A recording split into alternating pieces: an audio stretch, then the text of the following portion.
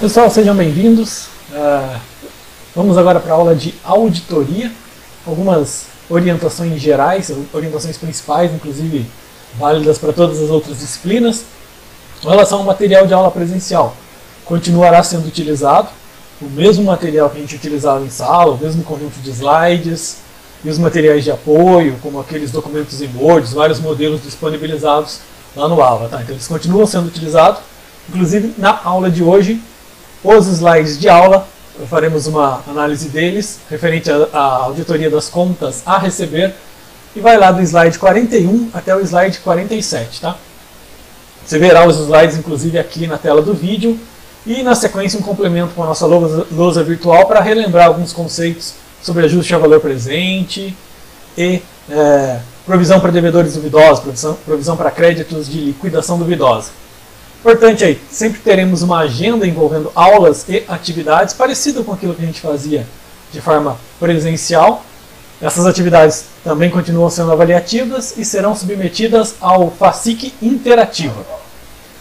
Além dos vídeos, encontros síncronos teremos sempre. Os encontros serão pelo Skype, às 19 horas, ou tem sido até aqui. Vou disponibilizar o link sempre com antecedência. E se você puder, participe. Esses encontros síncronos visam complementar o conteúdo apresentado nos vídeos e possibilitar e eliminar algumas dúvidas que você possa ter, além de apresentar as atividades, exercícios de fixação e atividades para pontuação, para a nota final que faremos nessa jornada, ok? Então vamos lá, a partir do slide 41 até o slide 47 do material de auditoria. Pessoal, então de volta para o vídeo aí. Você já está vendo os slides na sua tela. Os slides sofreram uma pequena adaptaçãozinha para poder ficar mais adequado no vídeo, na posição 16.9, que é a mais adequada para a maioria das telas de computadores e principalmente para celulares e tablets. Tá?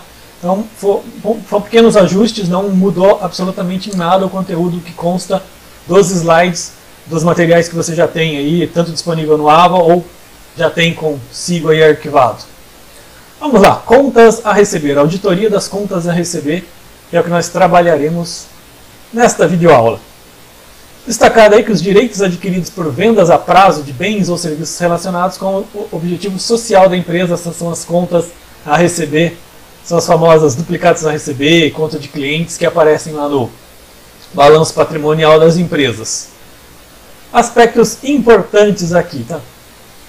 Grupo de contas a receber vão envolver as vendas a prazo, então, os registros de valores vendidos. A empresa fez uma venda para receber em 2, 3, 10, 14, 24, 36, 72 parcelas. Está lá no balanço patrimonial da empresa. Essas contas também passam por auditoria. Elas vão estar vinculadas às suas contas retificadoras. Quais as contas retificadoras ligadas aos valores a receber? Provisão de créditos para liquidação duvidosa e as contas de ajuste a valor presente. Ajuste a valor presente, CPC 12, a gente já viu aí nas aulas de contabilidade avançada. Tá? Questão de tributação a recuperar, também há vários aspectos envolvidos aí, tanto nos aspectos de compra como nos aspectos de venda de valores. Esses valores de tributação também precisarão ser auditados. Nós não vamos trabalhar esses aspectos tributários neste momento das aulas, tá? Nós vamos ficar mais na questão da verificação dos valores corretamente aplicados. A questão tributária fica aí mais para a disciplina que foca neste tema.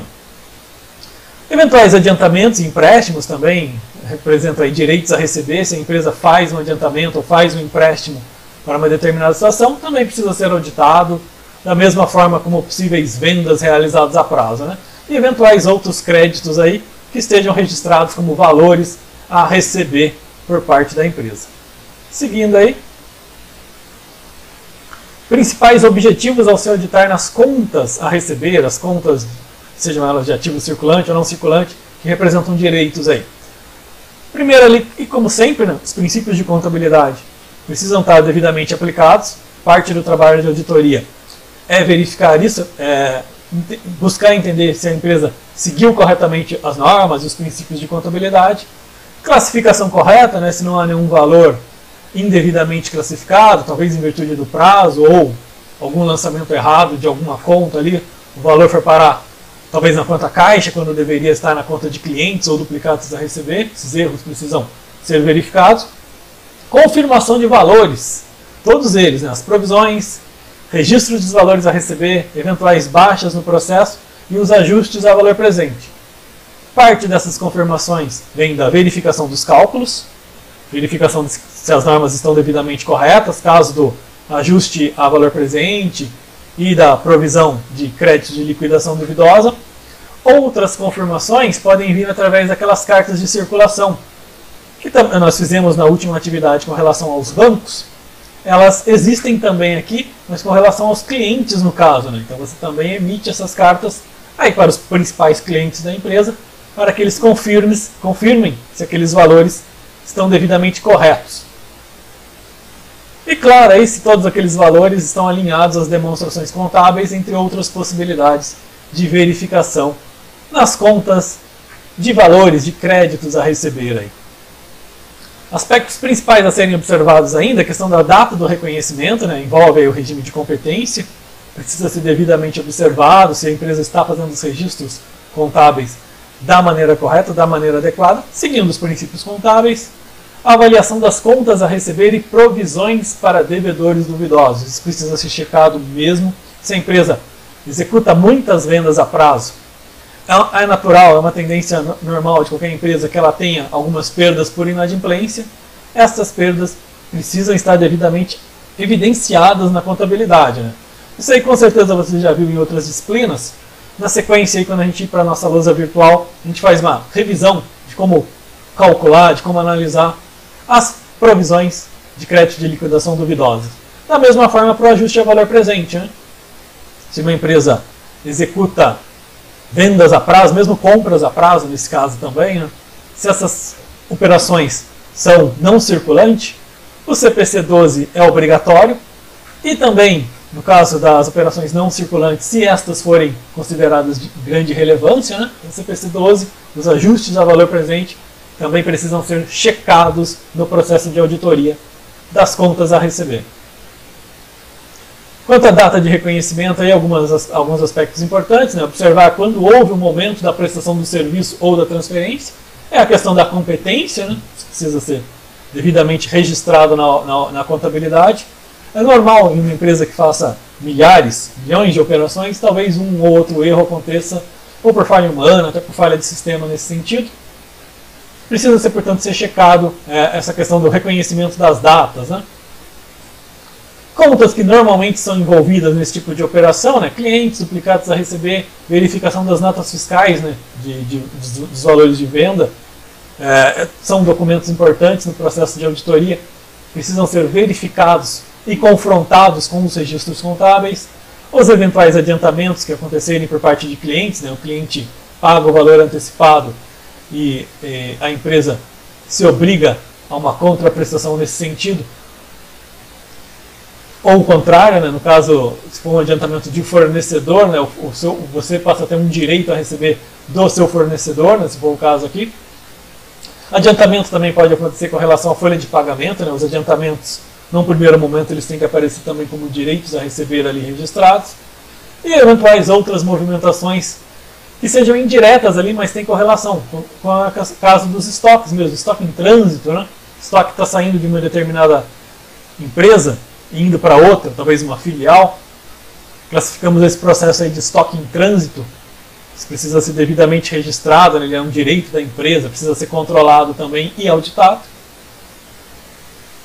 E aí, com relação à avaliação das contas e suas provisões, importante aí, né? Não confundir a provisão para devedores duvidosos, essa que a gente vai verificar nos cálculos. Também vem chamada aí de provisão para liquidação de crédito ou perda no recebimento, perda de liquidação duvidosa, com as perdas no recebimento de créditos previsto na Lei 9.430. Essa lei, no slide seguinte aí, tem um quadrinho que mostra aspectos de como ela é feita. Essa lei tem aspectos fiscais, tá? Então, a provisão para devedores duvidosos é feita seguindo as normas contábeis. Os percentuais de perdas estimados precisam ser seguidos, Porém, esta lei, que dá direito a algumas recuperações de crédito, tem valores tabelados. Aí são situações que não podem se confundir, inclusive existem prazos de aplicação. Tá? Vamos dar uma olhadinha nessa tabela aí. Tá? Você vê aí que tem na segunda coluna alguns valores de operações e condições para que essas perdas possam ser utilizadas como recuperação de crédito para as empresas. Alguns valores aí, cabe observar, bastante defasados, né? A lei é de 1996, já se vão aí quase 24 anos. Os valores, óbvio, estão muito defasados, mas são os que estão em vigor atualmente, são os que dão direito à empresa de recuperação. Reforçando de novo, né? Os valores provisionados pela empresa podem, em muitos casos, ser muito maiores do que esses que a gente tem na tabela aqui, porque eles seguem os princípios de contabilidade. Como prudência, nesse caso, está muito envolvida, a questão do regime de competência, o registro pela oportunidade, o registro pelo valor original, né? Todos eles incidindo aqui. Mas essa tabela da lei aí estabelece a possibilidade de recuperação de alguns valores nestas condições que estamos vendo aí. Tá? Também não vamos trabalhar essa questão tributária, é um assunto que cabe numa outra disciplina. Na auditoria focaremos mais nos procedimentos necessários à execução da verificação da asseguração das contas de direitos a receber. E fechando o vídeo aí agora a questão do ajuste a valor presente, nessa primeira parte mais teórica. Né? Ajuste a valor presente, as observações do CPC 12, nós vimos na disciplina de contabilidade avançada, todas as turmas já tiveram a oportunidade de ver essa disciplina, ou em 2019, ou agora no decorrer de 2020. E temos aí as observações necessárias da aplicação do CPC 12. Né? Ele é aplicado no ato do reconhecimento inicial, seja de uma compra ou venda a prazo. Nem todos os passivos e ativos não monetários estão sujeitos a esse ajuste, né? Caso das provisões. As provisões não serão ajustadas, mas os valores das vendas, sim. Esses precisarão passar pelo ajuste a valor presente. No caso da auditoria, a gente vai conferir se o ajuste foi feito corretamente. Esse é o nosso trabalho aqui como auditores. A taxa de desconto utilizada, né, é uma taxa definida em contrato ou não havendo, né, não sendo conhecida alguma taxa livre de risco que seja muito conhecida, né, IPCA, inflação, entre outras, podemos utilizar. E ele é aplicado aos ativos e passivos de longo prazo, como exigido no CPC 12, ou nos de curto prazo, nos até 12 meses, se produzirem algum efeito relevante, se forem relevantes para a empresa. Tá? Então essas são as considerações principais referentes à auditoria das contas de direitos a receber. Na sequência a gente volta com a lousa virtual para relembrar justamente o ajuste ao valor presente e a provisão de créditos para a liquidação duvidosa, ver os cálculos, ver os procedimentos e entender aí o que a gente precisa checar, o que precisa assegurar na auditoria.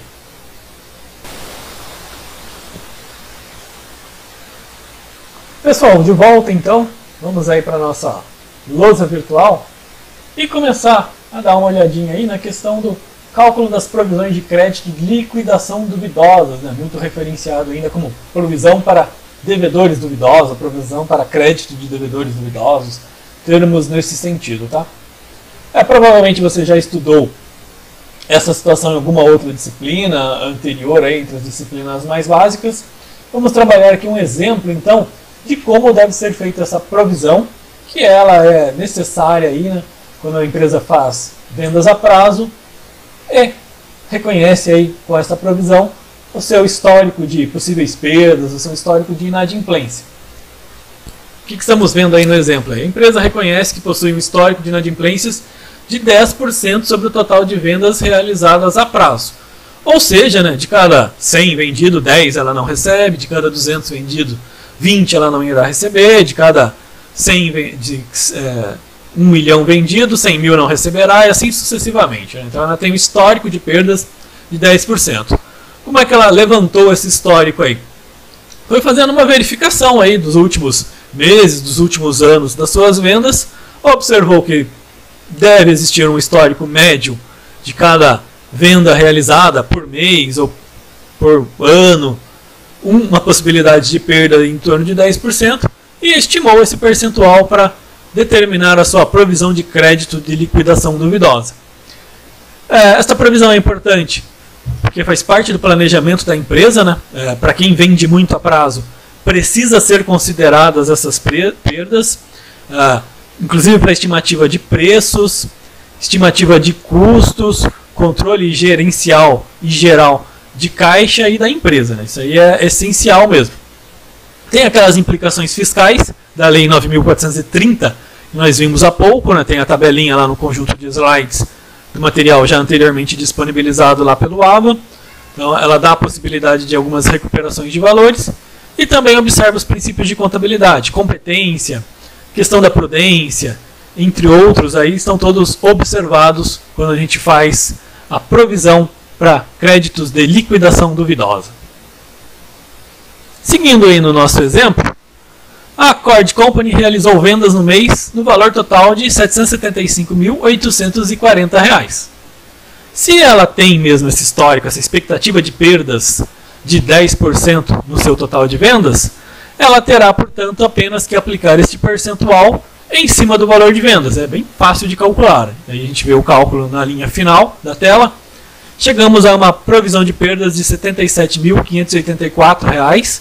Este valor que fica como uma conta redutora lá no ativo, né? Ele é uma conta retificadora ou conta redutora. Ela reduz a visualização dos valores a receber da empresa. Então nós teremos no balanço patrimonial 775.840 de vendas a prazo, registrado lá como duplicados a receber, como conta de clientes, e logo embaixo uma conta redutora negativa, né, reduzindo o valor em 77.584, então 75.840 como valor em débito, 75.584 com saldo credor no balanço patrimonial aí da Cord Company. Seguindo aí, visualizando agora a contabilização, né? Quando a gente constitui a provisão, que foi o caso desse primeiro cálculo aí, você debita uma despesa com a provisão de créditos, é uma conta que vai para o resultado, né? Você já estima essa possibilidade de perda, e credita lá no ativo, como eu comentei há pouco, a provisão. Ok? Caso aconteça a seguinte situação, na revertão da provisão, durante o processo de recebimento dessas contas, a empresa acabou verificando que não houve essa inadimplência toda prevista, né? Houve uma inadimplência menor, né? Então ela teve uma perda menor do que os 10%, houve uma reversão, portanto, da provisão quando a perda é menor que o esperado, aí estimando aí uma reversão de 7.584, ou seja, ela não perdeu 77.584, perdeu apenas 70 mil. 7.584 de perdas estimadas foram efetivamente pagos pelos seus clientes, então ela reverte a provisão fazendo esse lançamento que a gente está vendo aí, né? Debita a provisão, que foi anteriormente creditada, debita no valor necessário de ajuste, e credita a reversão lá como uma conta de resultado que vai para DRE da empresa, tá? Então esses são os procedimentos para constituição da provisão de créditos de liquidação duvidosa. Realmente não é complexo, os cálculos são simples. A análise do percentual de perdas, aí cada empresa faz as suas considerações necessárias gerenciais para estimar esses valores. E aí, tendo os percentuais definidos, faz-se o registro aí da provisão. Vamos relembrar agora a questão do ajuste a valor presente. Temos em tela aí a formulinha, né? O ajuste a valor presente refere-se ao CPC 12 e é calculado a primeira etapa de cálculo, né? Depois temos uma tabelinha de ajuste a seguir, mas a primeira tabela de cálculo é esta fórmula que temos aí na tela. O valor presente é igual ao valor futuro ou montante. O valor futuro é o valor que está na nota fiscal, né, da empresa, dividido por 1 mais a taxa de juros, que é aquela que está no contrato, ou na ausência, alguma taxa de livre de risco conhecida. Vamos para um exemplo aí. Esse exemplo é o mesmo que a gente trabalhou nos slides de aula da disciplina de contabilidade avançada com todas as turmas, tá? Depois você dá uma conferida lá, temos exatamente os mesmos valores, né? Foi uma aquisição de mercadorias no valor de 10 mil, a prazo em 5 parcelas. 5 parcelas é um tempo de período, aí 5 meses, que não necessita do ajuste a valor presente, a não ser que seja uma operação considerada relevante, que é o que estamos assumindo nesse exemplo aqui, e claro, utilizando um número menor de parcelas para efeito didático. contrato da compra aí já estabeleceu 2% de taxa para negociação. Então já temos todos os itens necessários aí para encontrar o valor presente. Valor da nota fiscal, R$10.000, está destacado aí. Ele será dividido por 1 mais a taxa percentual, que são os 2%, aqui ela está em decimal, elevado ao período, né, o número de parcelas, ao número de meses, nesse caso aqui, da nossa operação. Esse valor todo, essa operação toda, resulta num valor presente de R$ 9.057,31. Seguindo aí na determinação do ajuste ao valor presente, tenho sempre que fazer esse ajuste também, né, para encontrar tenho que fazer essa conta para encontrar o ajuste ao valor presente. Valor futuro menos valor presente. Nosso valor futuro, valor da compra, né, R$10.000, menos o valor que acabamos de calcular, R$ 9.057,31, resultou um ajuste ao valor presente de R$ 942,69. Essa é a nossa despesa financeira, inclusive. No cálculo das parcelas, temos essa tabelinha já montada aí, você deve se relembrar. Na coluna, na terceira coluna ali, né? Bom, na primeira coluna temos as parcelas todas definidas, né? Até o número de parcelas da operação eles têm que estar montados aqui. A coluna do meio nos permite o cálculo da despesa financeira ao apropriar ou receita financeira ao apropriar, aí o nome muda conforme a empresa que estará registrando, se é a que está comprando ou a que está vendendo a prazo e precisando fazer o ajuste ao valor presente. E a terceira coluna traz os valores já ajustados com o decorrer do tempo, né, com o passar das parcelas. E nós vemos aí do 9.057,31, que nós calculamos anteriormente, né, 10.000 menos o ajuste ao valor presente, chegamos a este valor aí de 9.057. Ele surge ali no momento da compra, né, na parcela 0, período 0. Este valor aí de 181,15 equivale a 2% de 9.057,31.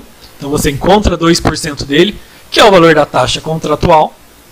Depois soma aquele valor encontrado, 181,15, aos 9.057,31, resultará em R$ 9.238,46. E assim sucessivamente em todas as parcelas, né? Vamos aí na parcela número 2, a mesma situação, né? 2% agora de R$ 9.238,46. Resulta em R$ 184,77, que somados aos 9.238, resultarão aí no valor apontado na linha 2, né? Linha da parcela 2, como valor presente de R$ 9.423,23. Na questão dos cálculos do ajuste ao valor presente, pessoal, é isso que a gente tem. Vale lembrar, existem as contabilizações, né, também que precisam ser observadas aí. Você com certeza tem no seu material de aula da disciplina de contabilidade avançada e deve se lembrar aí dos ajustes contábeis também. Eles também vão para o processo de auditoria a ser verificados, né? A verificação dos cálculos é essencial e a contabilização logo a seguir também precisa ser assegurada. E vamos agora passar a nossa agendinha, né? Dia 13, então, agora, a gente tem encontro síncrono pelo Skype, às 19 horas, para ajudar a tirar dúvidas dessa disciplina, né, desses aspectos que a gente viu da auditoria das contas de direitos a receber. Dia 20, na próxima semana, vamos ter uma resolução de atividade de avaliação. Essa atividade vai versar aí sobre a auditoria das contas de direitos a receber. Está marcado aí que ela é em grupos. Como assim? Em grupos. Serão em grupos virtuais, em grupos online. Aí vocês podem se reunir de maneira síncrona, como por exemplo usando o próprio Skype, ou Hangout, ou outro tipo de programa, WhatsApp mesmo, ou de forma assíncrona, né? Trocando e-mails, trocando informações aí durante o decorrer desse tempo. Então, dia 13 eu encontro síncrono, já apresento a atividade para vocês nesse momento. Até dia 20 espera-se a resolução, né? Então a aula do dia 20, o encontro do dia 20 é para ajudá-los, no encontro no Skype, né? Encontro síncrono, para ajudá-los no processo de resolução dessa atividade, a mesma que será postada lá no AVA, no Fascica Interativa para avaliação, né? A atividade será postada no AVA e no Fascica Interativa, mas a resposta delas também pelo Fascica Interativa vocês disponibilizam para processo de correção, tá? Bom, é isso aí, pessoal. Obrigado por chegar até aqui. Até a próxima.